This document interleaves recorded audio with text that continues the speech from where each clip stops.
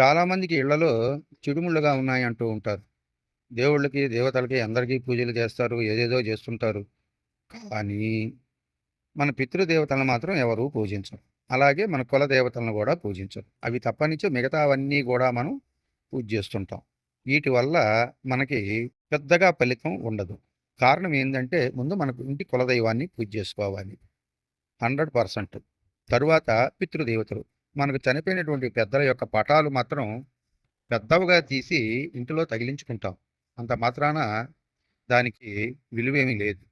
చూసుకునేదాన్ని తప్పనించి. ఆ పటాన్ని దక్షిణం వైపు గోడకు తగిలించి రోజూ ఒక పువ్వు, ఒక అగరవత్తిని వెలిగించి నమస్కారం చేసుకోవాలి.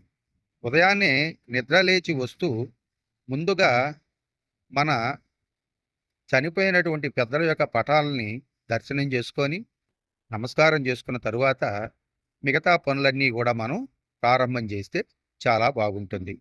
దీనివల్ల పితృదేవతలు సంతోషపడి మనకి మంచి ఆయురారోగ్యాలు ఇచ్చేదానికి అవకాశం ఉంది.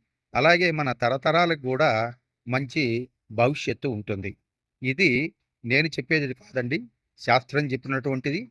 పితృదేవతలకు కంపల్సరిగా ప్రతి సంవత్సరం ఒకసారి మనం పెద్దలకి గుడ్డలు పెట్టుకుంటాం కదండి.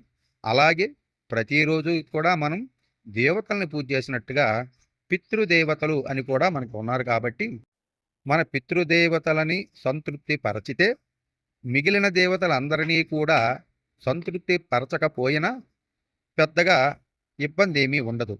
కాబట్టి సంవత్సరానికి ఒకనాడు ఏదో పెద్దలకి పెడుతున్నాం అని అనుకోకుండా మనం ప్రతిరోజు కూడా దక్షిణం వైపు గోడకు మాత్రమే పటాన్ని తగిలించాలి.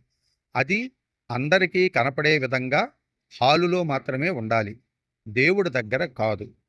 అందరూ దేవుడి దగ్గర పెడుతూ ఉంటారు. కానీ అక్కడ ఉన్న దానివల్ల ఫలితం తక్కువ.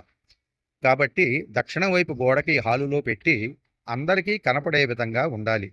వచ్చిన వారి యొక్క చూపు ముందు ఆ పటం మీదకి వెళ్తుంది కాబట్టి వారి కళ్ళలో ఉన్నటువంటి దోషాలు ఏమన్నా ఉంటే అవన్నీ కూడా మనకి తగలకుండా, మన ఇంటికి తగలకుండా మన పితృదేవతలు చూసుకుంటారనమాట. తప్పక పితృదేవతలను, కులదేవతలను పూజించండి. మీ యొక్క భవిష్యత్తును బాగుపరుచుకోండి. గాయత్రి జ్యోతిషాలయం, హైదరాబాద్, ఉస్మాన్ నగర్. మీ కోన వెంకట చంద్రమౌళి శర్మ. జై శ్రీరామ్, జై శ్రీమన్నారాయణ.